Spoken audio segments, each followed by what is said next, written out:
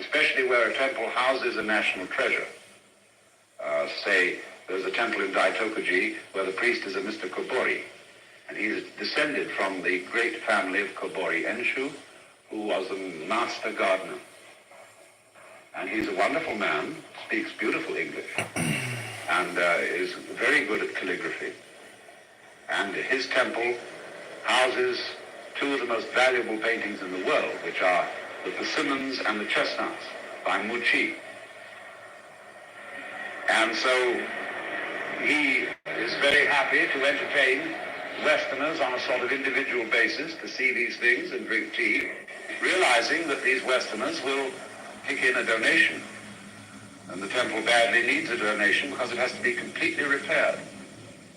They're very clever at that, the Japanese carpenters. They can take an old building and underpin it, reconstruct it, put in new beams and everything, and it's exactly like it was before they started, except it's been simply reformulated. If a temple gets burned down, they have models and plans, and they can make it exactly as it was. Most of the ancient buildings in Japan have all been burned down, and they're actually quite modern. But they're perfect replicas. After Kinkakuji, the Golden Pavilion, you know, and the story by Mishima was burned down by a mad monk. It's there again, shining with gold as it was in the old days when it was brand new. So, I think, this impoverishment has been very healthy. Because otherwise, if they had sat back on their donations, and they would have just gone to sleep. As it is, they have to do something to function as a temple in some way. And this also has been a helpful influence in bringing about some kind of a revival. Success in education or religion is of a deadly thing. I know so many worthwhile causes that started out struggling and they had something really great. And then when they succeeded, they became sloppy and eventually fell apart. Or they meant worse still, instead of falling apart, they just go on and on and on being dull. That so easily happens. So this poverty has been a good thing. But the real struggle and the real problem is this. The younger generation in Japan is not interested in Buddhism, period. If you ask a Japanese, say roughly between 30 and 40, what's your religion? He's apt to say, my parents are Buddhists. As for himself, he has no interest and he knows nothing about it. When they hear sutra chanting, they think, oh, what a bore. Nobody understands it anyway because the sutras are chanted in the Sino-Japanese. That is to say, it is a peculiar Japanese way of pronouncing Chinese. It is not the Japanese way of pronouncing Japanese. And so nobody knows what's it about. Most of the people who are chanting don't know what it's about. And of course, some of it, insofar as it's what's called dharani, didn't mean anything in the first place. And so they have this modern feeling. What does it all mean? Second generation Japanese in the United States can't stand it when the priests chant a sutra to pacify the old folks. They want the whole thing changed. And they sing in the Buddhist churches in the United States, Buddha loves me, this I know, for the sutra tells me so. They have Sunday school and everything they organize just like a Protestant church. Because the Nisei and the Sansei, second and third generation Japanese, want to slip into the American scene. And unlike the Chinese, who are very retentive of their culture, the Japanese settlers here seem to want to lose it and become Rotarian.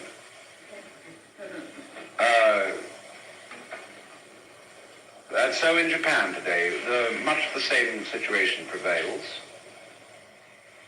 There is an extraordinary outbreak of new religions, which we would call cults, like Tenrikyu and so on. But so far as Buddhism is concerned, the younger generation couldn't care less. And that's why, you see, the only young people who frequent the temples by and large, are priests' sons. The average young man in Japan today is full of energy. So are the girls. They are the most marvelous people. The children would thrill you. They are so beautiful and intelligent and polite and gay. And but they are breaking away totally from the older people. In fact, many young people in Japan hate to go home after school because they feel the atmosphere of disapproval on the part of their parents and grandparents is so thick you could cut it with a knife. So instead of that, they wander the streets. Not in a rowdy way at all. But they just like to be away and be on their own. And so they go to, first of all, pachinko parlors. A pachinko parlor would be a store about the size of this one, lined entirely with pinball machines. And you get a handful of steel ball bearings, and you put those into that machine, and with fascination you watch that hour after hour after hour, and the machine is rigged so as to give you back just enough balls to keep you going, you see. And you win little prizes, like a package of cigarettes or something like that. Nothing much. It's not real gambling at all. It's just a fascination. And you can hear these things going chinka, clanka, clang, clatter, clatter, clatter. Every village has one, at least one. The other thing they do is go to coffee houses. And coffee houses are of various kinds according to musical classification. Western classical, modern jazz, Dixieland, various things of that kind. And the music is turned up full strength. There are two reasons for this. One is that in the Far East, people don't feel they're getting their money's worth unless they get their radio as loud as possible and keep it on all the time. The other is the loud music drowns out voices so that you can talk to another individual without being overheard. And so the coffee house is a great center for dating. You take a girl there, and they have a thing they call getting to know each other, which has never happened in Japan before. The only way in the old style, high civilization of Japan to meet a girl was to have tea ceremony, at which of course there would be chaperones and the conversation would be utterly stilted. So getting to know a woman, the only possible way of getting to know a woman in the old world of Japan was to make friends with a geisha. Geisha are entertaining girls. They're not harlots, they're not prostitutes. They are highly cultured women, specially trained to entertain men and to help men entertain their men friends. So and that's rather expensive to hire geisha. So that's a luxury. For the ordinary person to get to know a girl was very difficult. I mean get to know a girl as a human being, as a person. But this is what is now happening. And the parents disapprove. And they disapprove of everything the young people are doing. Their clothes, their interests, their lack of reverence for the ancient traditions, and their increasing westernization. So there it goes, down the drain. The whole culture of the past, rather swiftly. It's true that the Japanese have their own way of being westernized. Their television is distinctly better than ours. Some of their nightclubs, fascinating. Some of their mechanical products, beyond belief. Their trains are magnificent. Their architecture, deplorable. I mean their modern industrial architecture, it is ghastly. In the middle of Kyoto, of all places, they've erected a thing that beggars description.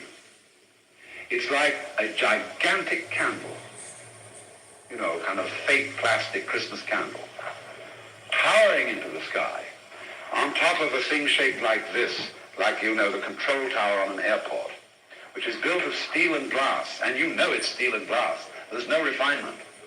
It's just steel frame with glass in it, and it goes around like that in the restaurant. All that is on top of a very big department store. Here it is disfiguring this glorious ancient city. Oh, there's all sorts of things like that. Horrors. You see, they are, therefore, slowly losing their taste. It's all for reasons of practicality. For example, when you took a bath not so long ago, Japanese bath, you don't get in the tub until you're washed. You wash outside the tub by scooping up water and throwing it over yourself and washing and then rinsing yourself off, and then you get in the tub and you sit there and loaf for a while. Beautiful. All the family getting together and so on. But whereas they used to have very attractive wooden tubs to do this with, they now have repulsive blue plastic ones. Plastic is taking Japan over. The beaches, for example, where you get the high tide line with all the seaweed. The seaweed is universally interspersed with indestructible plastic sandals, sun lotion bottles, all kinds of things, littering the whole place. Well, what's the reason? Oh, incidentally, plastic sandals, and instead of their marvelous umbrellas called casa, which you can still buy, most people use wretched little tinny-looking umbrellas with Western style, and they're rather small. They're horrid. Clothes, for example. Increasingly, the traditional kimono is abandoned. You can understand why women abandon it, because the women's kimono is extremely uncomfortable. Men's is very comfortable. But instead, the women wear what can only be called frocks. Cheap prints. The men wear our business suits, which don't fit them. They're very long. They tend to be long from the shoulders to the hips and short in the legs. So you get this funny feeling of a long coat with tiny little trousers underneath. And very few Japanese dress elegantly in the Western style. Mostly it's shabby. And, but chic, they think this is really up to date. And so, funnily enough, you see, they have no antibodies, shall I say, aesthetic antibodies to Western styles. And therefore, they catch our diseases before they catch our merits. I suppose the same may be said of us.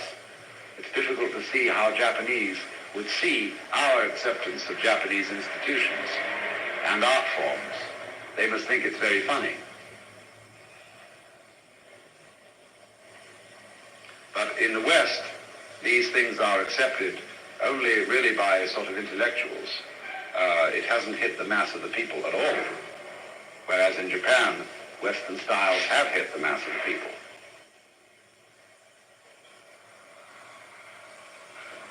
So with this very rapid cultural change going on, the Japanese have not discovered Buddhism. And I suppose one of the great benefits that could be done for the Japanese would be to retranslate Buddhism for them out of the old language into some sort of modern idiom. I've often thought of writing a textbook on Buddhism for Japanese teenagers. And I would write it in hipster language, in English, and then get some very competent Japanese to translate it into the equivalent argot. It would be difficult, but it would be a great eye-opener to Japanese people. I've had this experience because in taking groups of people to Japan and giving seminars on Buddhism, very often the person who's our interpreter will listen in. And he never knew at all that that was what it was about. That these things were contained in it. And I've had very interesting experiences. I was talking on certain problems with a very learned Shingon priest. Shingon is another school of Zen. And his wife speaks beautiful English. And we had a very competent interpreter present. And he got to some points and they both said, I am sorry. We have no idea how to translate into English. This is a very difficult word. So I said to the priest, ask him to write it in Chinese. And as I can pick out about one character in three, gradually by this process, a very complicated form of communication can be established. But they don't know what those words mean. They're either too used to them. They know what they mean but can't possibly think what the equivalent in English would be. Or else they just don't know. So there is this tremendous problem of, unless the Buddhist tradition is to go down the drain completely, of re-familiarizing the Japanese with what it's all about. But they don't know what it's about because of the fact that over the years it has degenerated into going through the motions and into being something which is just a kind of magic. For example, the headquarters of the Shingon School on Mount Koya is really two things. It's an enormous funerary establishment and a tourist center. The main thing at Shingon is a gigantic graveyard, very beautiful, all among cryptomeria trees, which are somewhat like the sequoia. And here are tombs and tombs and tombs, all in the style of Buddhist little stupas or pagoda-like structures. Wealthy families have huge ones, all decked about with bells and magical inscriptions in Tibetan and Sanskrit and so on. And there are many temples, but their principal function is to drone sutras for we would say, the repose of the souls of the departed. And so they train, I witnessed the training of all these young boys who are, of course, priest sons. And they, in their training hall, each priest, monk, trainee has a little desk with all the ritual objects on it, all alike, row after row after row. And they teach them how to go through the motions of the various ceremonies and rituals. It's completely mechanical. And so it exists as a kind of prayer wheel bit for people to come there and be buried with the hope that this magic will do something. It's magic, pure and simple. You can buy sheets of paper printed with all sorts of mysterious characters. And you put these in a little holder, and you could stick it up in your car as a good luck thing. And what says on the papers? It says nothing at all. It's just magical signs, like a kind of abracadabra. Well, the Japanese, modern Japanese, think this is ridiculous. They have no patience with it whatsoever. It has no mystery to it, no magic. To us, Mount Koya reminds you of going to Tibet. It's the nearest thing in Japan to Tibetan Buddhism. And the mysterious effigies and the marvelous construction of the temples and is most extraordinary. And from a scholarly point of view, from the point of view of the historian of Buddhist symbology, it's fascinating. But nobody there seems to appreciate it very much. Something they're used to, they just go through. So either the modern Japanese are going to let the whole thing go down the drain, or else somehow it's got to be represented to them in a modern idiom. They wake up and realize that they have a treasure. Well, let's take an intermission. This morning, I was giving you some general impressions of the present situation of Zen in Japan, and showing how it's really fallen on evil days. It has a very little interest to the younger generation, and insofar as there is an awakening, it is to a considerable extent due to the increase of Western interest, which has aroused the Zen people and put them on their mettle. And now I want to discuss a problem that is raised by both R.H. Blythe and D.T. Suzuki as to whether Zen, as one finds it in Japan today, is rather much behind the times, ill-suited to Western assimilation, and even for purposes of the Japanese, needs in some way to be reformed, and if so, in what directions? Now, frankly, I must be very, very clear with you as to what are and are not my qualifications to discuss this.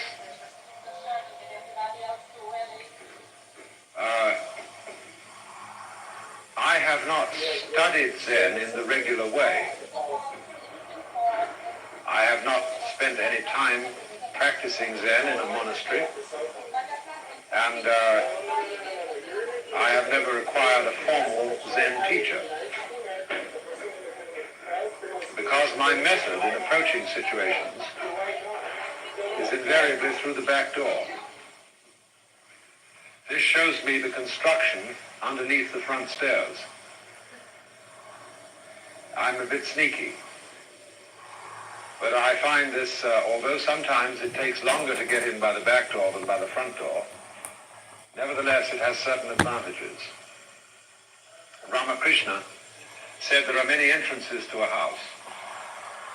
One entrance is the way the garbage goes in and out. Another entrance is where the honored guests go in and out. And in discussing various forms of Hinduism, which go under the name of the left-hand path, he said they do get into the house, but they go by the garbage entrance. Well, I suppose I go in like a burglar through the window. Or something like that. But the reason, I have a reason for this. There is method in my madness. And it's this. I don't care what you join, be it a Buddhist group, a yoga group, a Christian group, a psychoanalytic group, whether you are an advocate for spiritual methods of anything, psychedelic drugs, or dervish dancing, or Gurdjieff exercises, or whatever, you tend to become, by virtue of this, a member of an in-group. And you start playing the game of in-group versus out-group. And it never fails, so far as I can see. Now, it's absurd to try and constitute an in-group of one. I would think myself very funny if I tried to do that. So at least I can avoid that. But then, everybody's out of step except me, sort of thing. It just doesn't strike my sense of humor very well, for me. But everywhere there is this tendency, and I feel, too, that people are always in danger of playing games indefinitely along this, saying, well, we're more inclusive than you are. I'm more tolerant than you are. There are fascinating games along these lines. I'm more aware of my shortcomings than you are. I know more consciously than you do that I play games. It is perfectly endless. But I think that our friend Krishnamurti has always had a very powerful critique in this problem, in saying that religions are divisive. Even if they, let's take the Baha'i thing. Now, here was an attempt to form a universal religion composed of 9 major religions in the world. And all it succeeded in doing was creating another divisive sect, claiming to be a certain in-group. And so I feel rather strongly in this day and age that joining religions is intellectually not so very respectable. That it is a thing of the past. Now, the people object to that and say, well, all you become, if you do that, is an eclectic. Or they'll say this is syncretism, which is a dirty word in some circles. That, in other words, you become superficial. You are like you treat the whole religious history of mankind as a smorgasbord.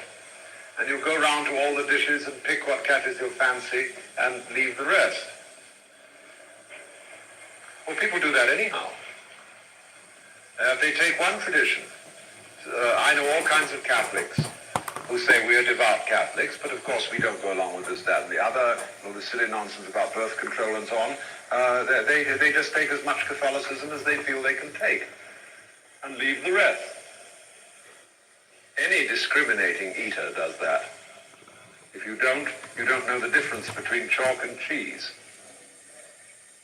So I find nothing if somebody wants to call me a syncretist, a dilettante, or whatever you like. Okay. The shoe doesn't fit, so I don't wear it. So this is my attitude and the way I look at it. And you must make up your own mind whether you think this qualifies me to say anything valid at all or not. But I watch many things. I watch the claims people make and whether they manifest those claims in the way they live. And if they say, well, this way of life that we follow is going to improve us and make us better human beings from a moral point of view, all right, that's what they said it did. So I watch to see if they are in any way distinguished. And it's very rarely true that they are. To a large extent, people's religious beliefs are a rationalization of some kind. And so it's better, I think, not to make claims. Not to try, because you see, this is always the problem. Religions are always involved in some kind of sales pitch. They say, if you would do what I tell you or what we preach, it will be good for you.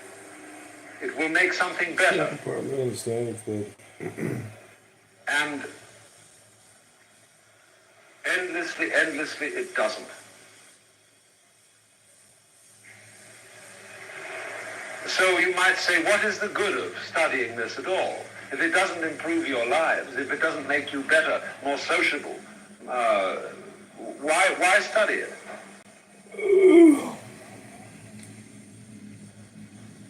Well, the first thing that occurs to me is that it's very interesting. I've always, since childhood, been fascinated by the mystery of being. It just has always struck me as absolutely marvelous that there is this amazing universe. And just out of sheer wonder, I'm interested in all the various answers that people have given as to why this is here. And I must say that my approach to religion is not so much that of the moralist as of the scientist. In this sense, a physicist may have a very experimental and concrete approach to nature, but a good physicist is not necessarily a good man in the sense of being improved morally. He knows certain things. His knowledge is power. And the power that the physicist has may be used for good or for evil. But he has the power. He has the knowledge. And I've always thought that in many ways Zen is like that. Zen has been used for healing people's sicknesses and also for chopping off their heads by the samurai. And so I'm interested in it from the point of view of what it reveals about the way universe is, the way nature is, what this world is doing.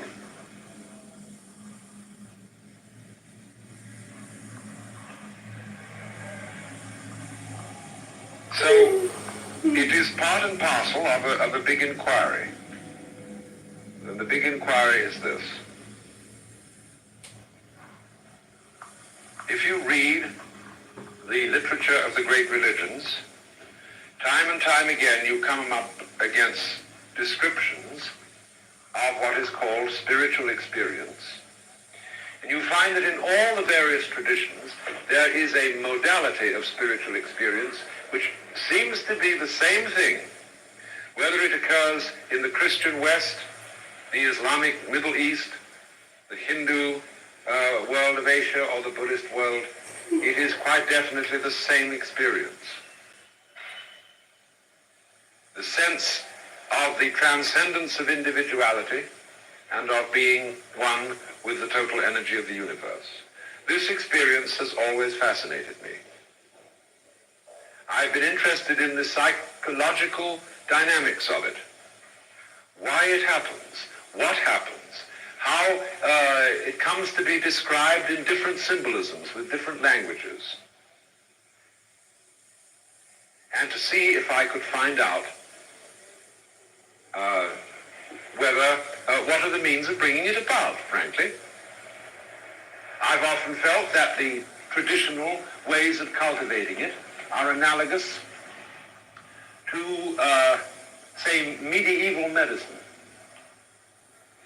where a concoction is prepared that consists of roasted toads, rope from the gallows, henbane, mandrake, a boiled red dog, and all such things, you see, and a great brew is made. Now I assume that some sort of old wives' tradition had it so that this thing really did do you some good. But a modern chemist looks at that and says, this may have done some good, but what was the essential ingredient? And so I ask in the same way, when people do yoga, when they practice Zen, when they do the bhakti thing of religious devotion to a god of some kind, all the various things people do, even to the extent of taking psychedelic chemicals, what does all this have in common? What is the essential ingredient that takes place here?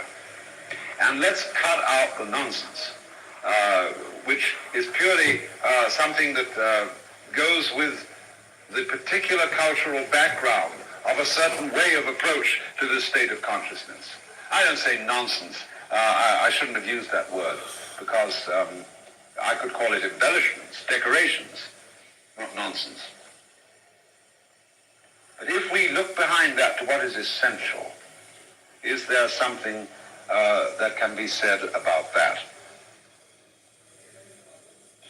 Now, it always strikes one at first, it struck me as a student of these things, that Zen got very close to essentials. This was the first impression. Because the way Suzuki presented it, it was the direct way. It was the sudden way of seeing right through into one's nature now, at this moment. And although there is a good deal of talk about that in Zen,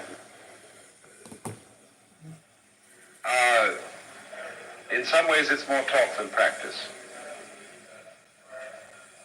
Although once at a dinner table, I remember Hasegawa saying, when somebody asked him, how long does it take to attain an understanding of Zen?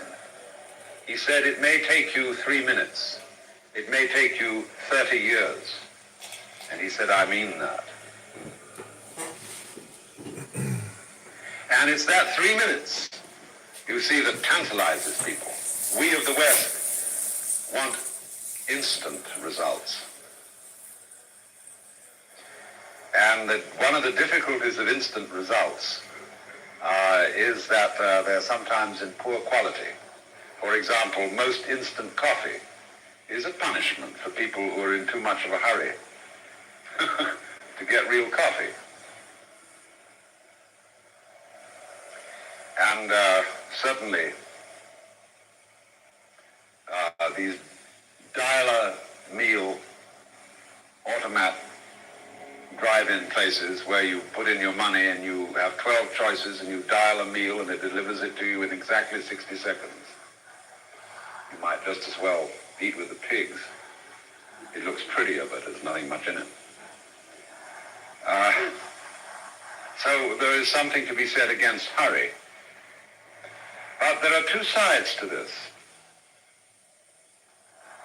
And it strikes me in this way. It isn't a matter of time at all. The people who think it ought to take a long time are one school of thought. The people who want it as quickly as possible, who are in fact in a hurry, is another school of thought, and they're both wrong. Because it is not a question of how much time you put into it, as if this added up some sort of quantitative scale and you got rewarded according to the amount of effort you put into it. Nor is there a way of avoiding the effort just to be lazy and say, I want it now. The point is rather something like this. If you try to get it either by an instant method or by a long-term method, you can't get it either way. The only thing that effort or absence of effort can teach you is that it doesn't work. The middle way is, Buddhism is always called the middle way. It's not just a sort of compromise situation. Middle here means above and beyond extremes. To him that hath shall be given. In other words, you can only get it when you discover that you don't need it. You can only get it when you don't want it. And so you say, how do I learn not to want it, not to go after this? Either by the long-term method or by the instant method. And obviously, if you ask that, you still are seeking it, and thereby not getting it. If, as the Zen master says, you have a stick, I will give you one. If you have not, I'll take it away from you. Which is the same as to him that hath shall be given. And from him that hath not shall be taken away even that which he hath.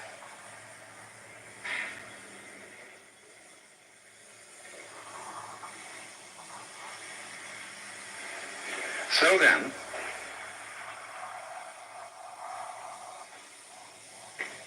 we are in a situation here where it seems that all our accustomed thinking, all our normal ways of thinking about solving problems doesn't work. All thinking based on acquisition is here obsolete. We have, as it were, to get into a new dimension of approaching this altogether. And that is why a young Zen student I know, he's now finished his Zen training, he's Japanese, said a little while ago, if I were asked what is really essential in Zen, it would be what is called Sanzen. That is the dialogue between the master and the student. The person-to-person contact. He said, rather than Zazen, sitting meditation, or anything like that, it is the Sanzen that is the crux of it. I don't think this was just a way of saying that the one thing that is essential is the apostolic succession. I think it's rather saying this, that it is in the peculiar circumstances of that dialogue that we can get into the dimension I'm talking about. Because you see, what in effect this dialogue is that the master always throws back to the student the question he's asked. He doesn't answer any questions. Not really.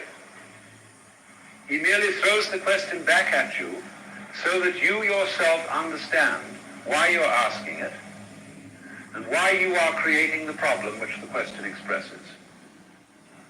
It's up to you. Who, me?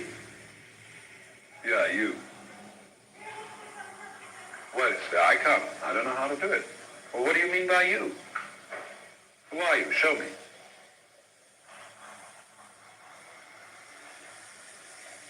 You see, it's in this kind of back and forth that you begin to understand, through the relationship with the other person,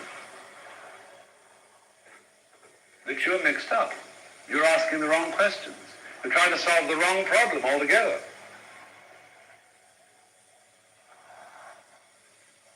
It's a curious thing about gurus.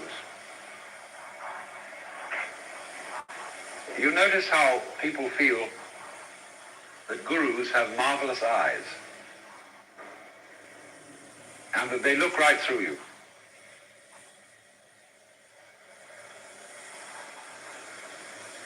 And people think, oh dear me, he sees to the bottom of my soul. He reads my history, my secret thoughts, my awful misdeeds and everything. He knows me right through. Such matters are of very little interest to a guru. When he looks at you with a funny look, he's seeing who you really are, looking through your eyes to the divine center, let's put it that way. And here he sees Buddha, Brahman, whatever you want to call it, pretending like he's not at home. And no wonder he has a funny look on his face. But somehow the incongruity between the divine being that looks out through you in the eyes and the expression of puzzlement on the face. And what he's going to do is, by a dialogue, kid you out of this irresponsibility, this playing that you are someone else than who you really are.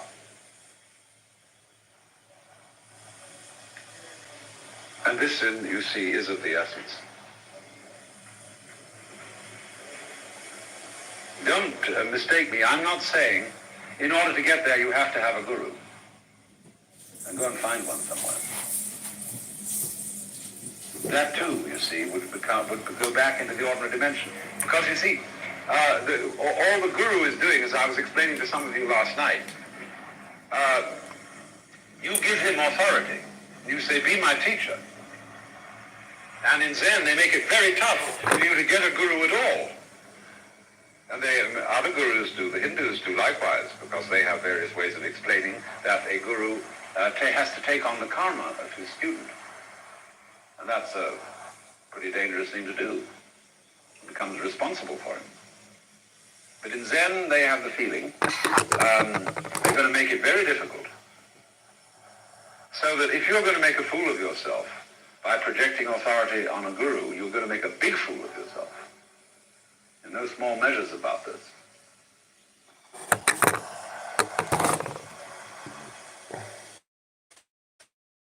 So the point then is this, that insofar as you must recognize that you did that on your own authority. It was you who set this guy up as your master. All right? You say, well, there are a lot of other people who've done it too, and they form a kind of community, and that gives authority to this figure, and that's who pick it. You say, I want the best Zen master, see? Well, who's the best Zen master? How do you know? You go around asking people. You ask the Zen clique, you see, who do you think's the really good master? Well, of course, people tend to recommend their own teacher. And when a guy has had enough people apply to him, then he's got a great collective authority. And you accept that and say, I'll go to that. But do you see, you have used the group as a pretext upon which to project your own authority, not realizing that you've done it. And you set this thing up. And the task of the teacher is to show you just what you did. It all came from you. And that's what it means when the Buddhists say, all this world is in your own mind. When in the Tibetan Book of the Dead, the instructions are given as to what happens when the clear light of the void comes, when the vision of the blissful bodhisattvas, the vision of the wrathful bodhisattvas, and all that kind of thing. And the preceptor says, realize, O nobly born, that all this is but the outpouring of your own mind. It's you. But we can't take that very well because we've been taught most assiduously that you yourself are but a little thing in this world. You must be humble. You didn't create this world. Somebody else made it. And what's your P's and Q's? Don't have the spiritual pride.